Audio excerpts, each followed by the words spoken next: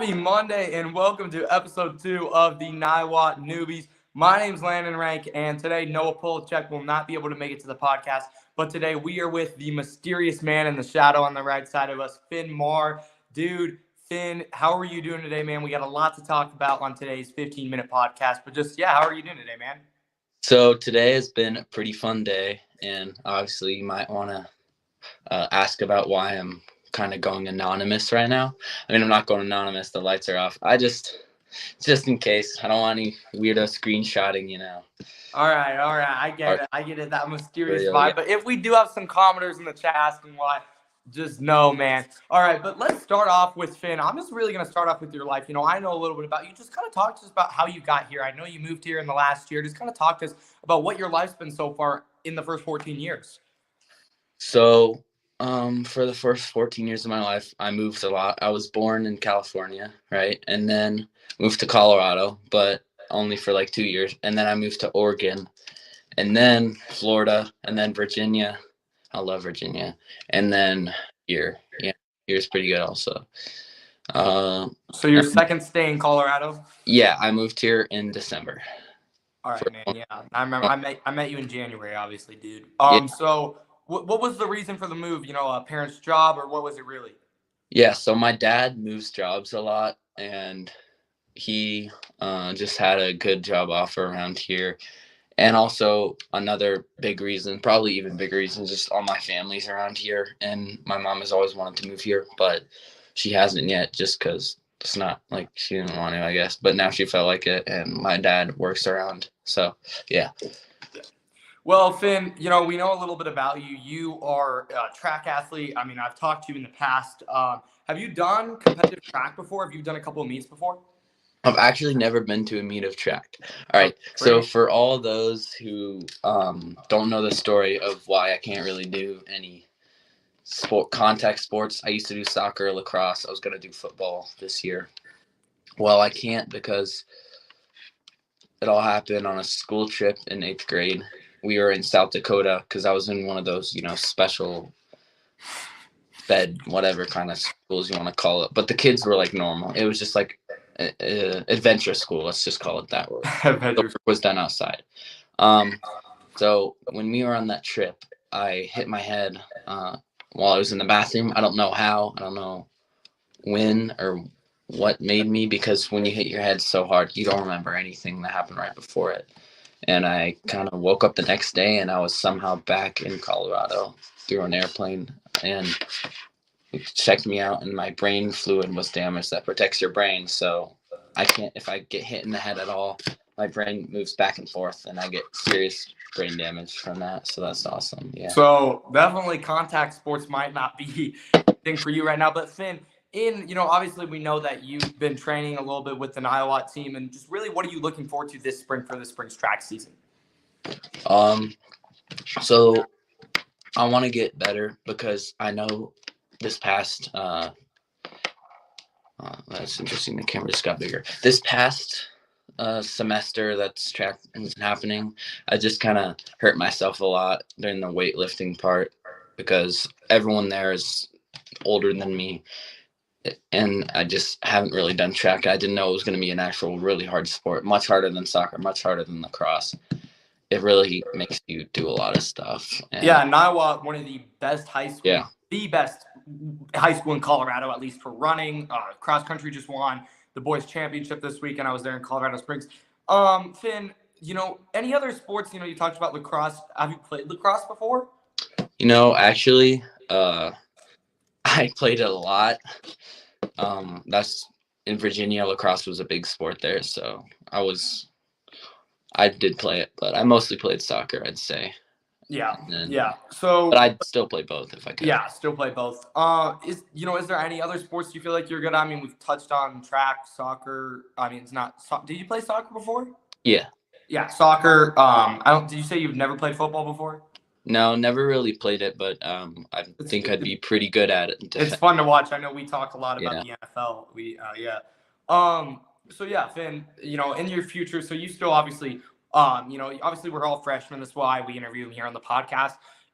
what would you tell yourself in 4 years now? Like, if you not really if you had to give yourself advice, but what are your hopes and your goals in 4 years? Oh yeah. I think I'd want to be having all A's and just maybe some good B's as my grades so I can go to college I want, basically almost any above average college. I don't know that much about colleges, but I know that most colleges in Colorado, as we learned from that one, what was it, Cougar Core Day, where they presented to us about all this stuff. Most of the places, it isn't just GPA, right? But you do need like a minimum of 3.0 to go to most colleges that are good and not free. But yeah, because they only accept people who try hard, and I want to be able to get a good degree in something, probably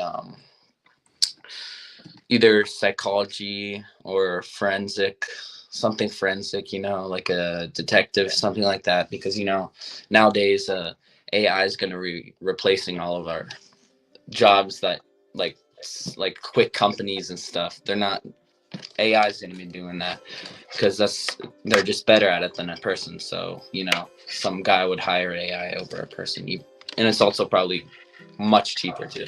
So we gotta find those jobs and find those degrees that will really matter in the long term.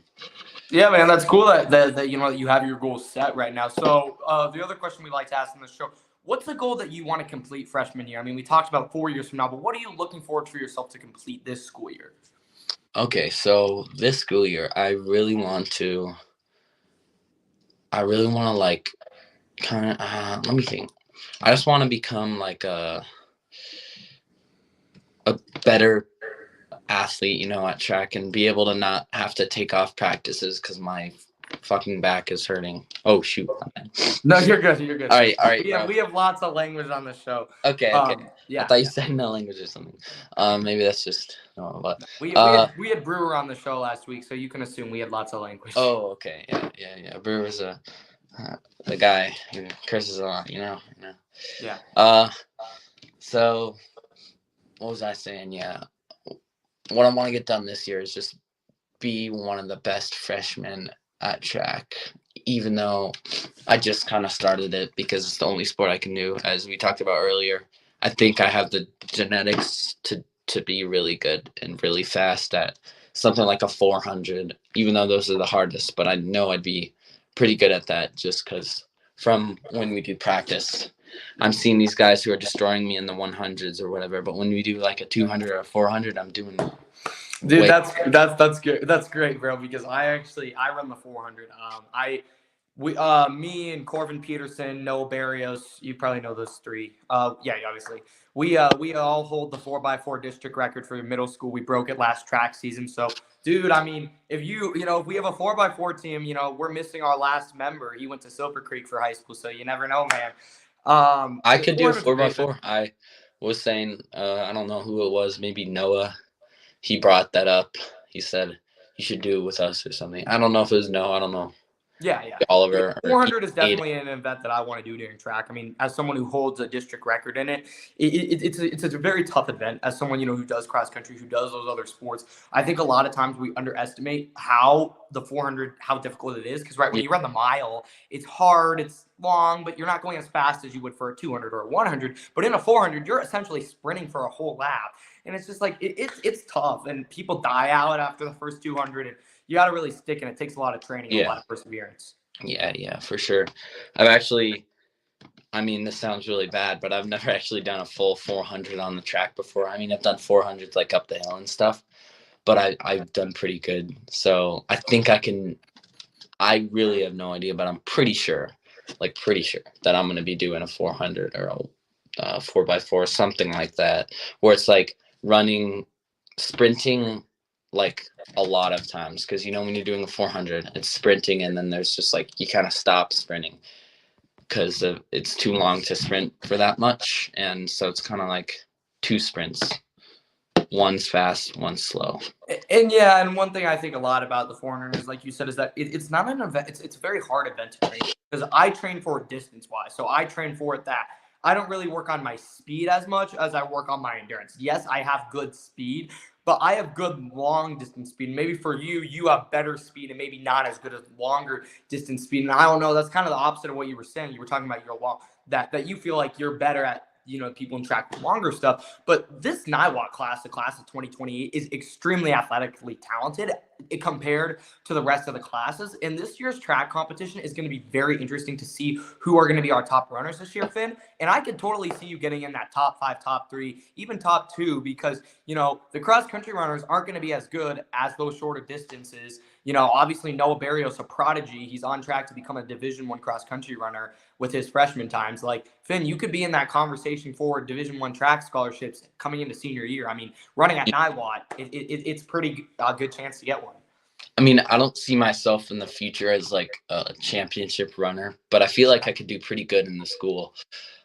I mean, even though the competition is really high and cross country over everything else, or the cross country and track running, but football, everything else is just low competition. But yeah, everyone's focused on this in this school. I don't really know how that came to be, but I think even then I could still do like top 10 in my class or something. Yeah. Maybe even more. I have no idea.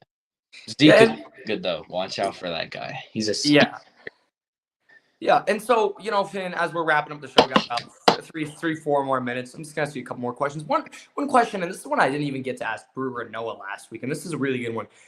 Finn, what so far have you liked about Niwot and about our grade? Like, what have you found interesting so far? I kind of thought that there was going to be like more like kids, it kind of feels small. But when we're all in that auditorium, it's like, wait, why do I never see these people? Because there's people I just never see. But it's just like, it's because they're not like, they have like, different lunch or whatever. Yeah, and for example, we don't see each other that much because we don't have any same I lunch. never see you. Like, only I can only see you if like it's at like the end of lunch and I'm like passing through. Yeah.